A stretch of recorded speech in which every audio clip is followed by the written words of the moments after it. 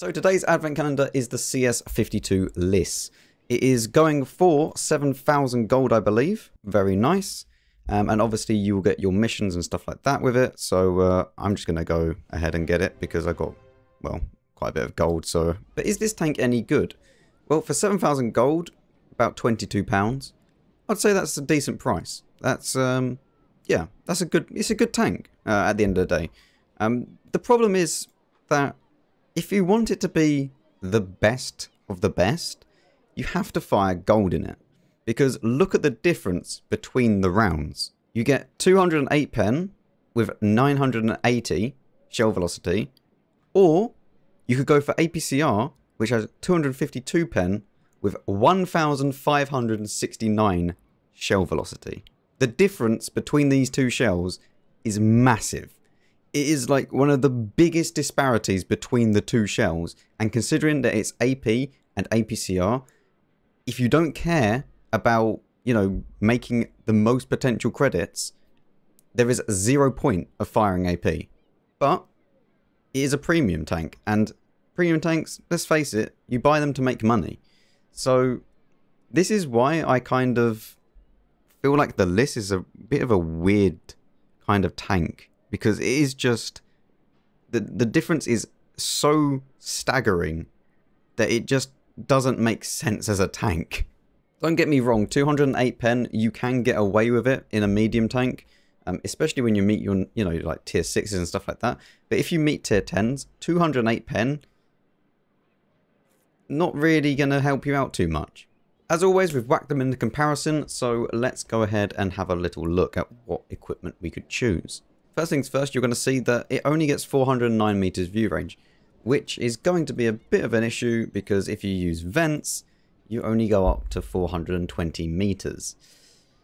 Yeah, not really ideal, is it? So optics, it's kind of a must because if you're not going to use food, especially, you need optics to get that view range up. Then obviously a gun rammer and a V-stab because it's a medium tank after all.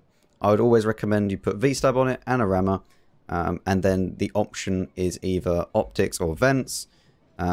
Usually you could even go with turbo on some tanks, but realistically this tank really does need either optics or vents because of that view range.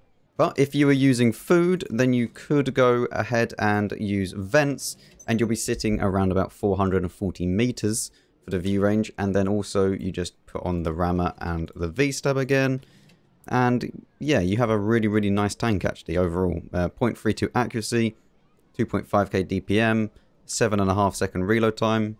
It's nice with 320 alpha. As you can see here, the difference between kind of using food and vents versus not using food and vents is quite a bit.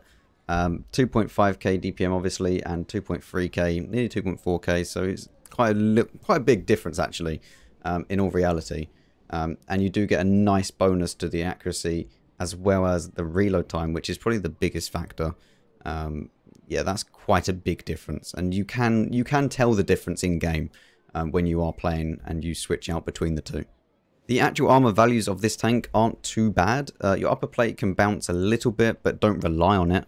Tier 6s and stuff like that, because it is really well sloped, you will be able to bounce some stuff, and you know, even on the lower plate, it's kind of well sloped. So again, tier 6s might have a few issues against it. The turret on this tank is good. There is weak spots here, which you can be able to pen, and also cupolas, but they are quite small. So if you're against a higher tier, just assume that every single shot is going to pen you, pretty much. Against your own tier and below, if they're firing normal rounds, rare occasion, then you are probably going to bounce a few things, but don't rely on the armor is what I'm going to say.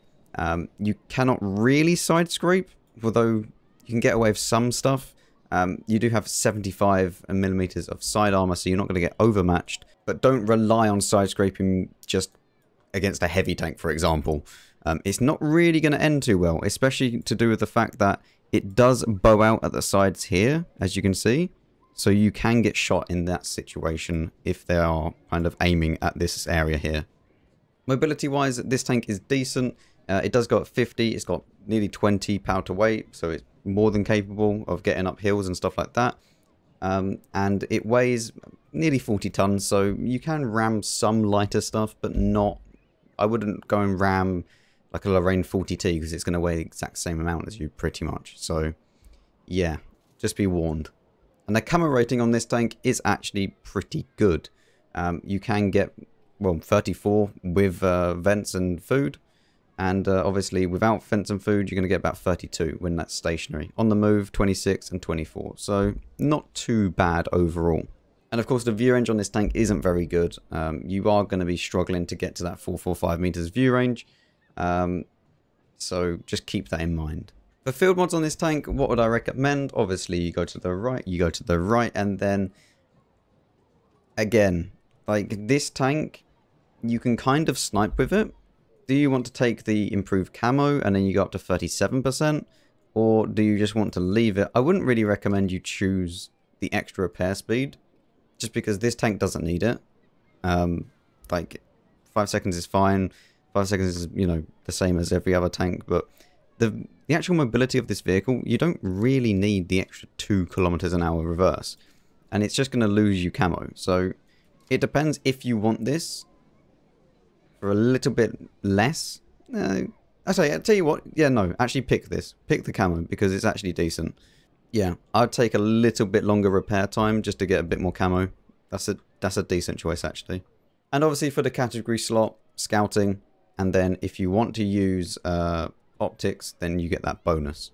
And that means that if you do put them in the correct slot, you get 456 meters view range instead of your 450. If you went and used optics in the correct slot, and you were using food, you would get 477 meters view range. So it depends on what you really want out of the tank. Do you want kind of the all-round, yes, you can spot a little bit with vents, or do you want to have kind of optics to then spot within your own view range, and kind of you're guaranteed to actually be able to spot them? If you went for full bounty equipment, this is what you would have: about 2.6k DPM, 0.31 accuracy, 2-second aim time, 7.3 second reload time, and 443 meters view range. Yeah, it's a little bit better, obviously with bounty vents, but realistically, it's not even that much like difference. The only real benefit you're getting is obviously the bounty equipment, because normal vents is going to get 6%, and the extra 1.5? Yeah, you get 7.5, so it's 1.5. It's not going to make too much of a difference. As you can see, it's about 3 meters view range, so it's up to you if you want to put bounty vents on it and stuff to try and boost it up even more for the view range. So should you pick this tank up? Yeah, it's a good tank. The only problem is that you need to know what you're getting yourself in for, especially with these premium rounds and the standard rounds. The standard rounds are pretty useless on this tank. Yes, it does get better normalization because of AP and stuff like that. However, the premium rounds are just flat out better. And the reason why people say that this tank is so good at tier 8 is because of the premium rounds. Like 1.5k, nearly 1.6k shell velocity is stupidly fast with 252 millimeters of pen. So the real way to play this tank is, you know, something like this. And yeah, you just go and have fun. And if that's what you like to do, then go for it. But if you want to earn some credits in this thing, or at least try to earn some credits in this thing, then you might be severely lacking.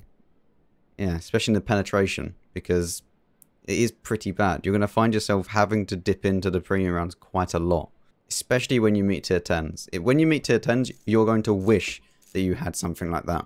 So let me know what you think. Let me know if you pick this thing up. And yeah, it's an interesting tank for sure. And it's priced well. It definitely is priced well. So let me know what you think, and I'll see you all in the next one.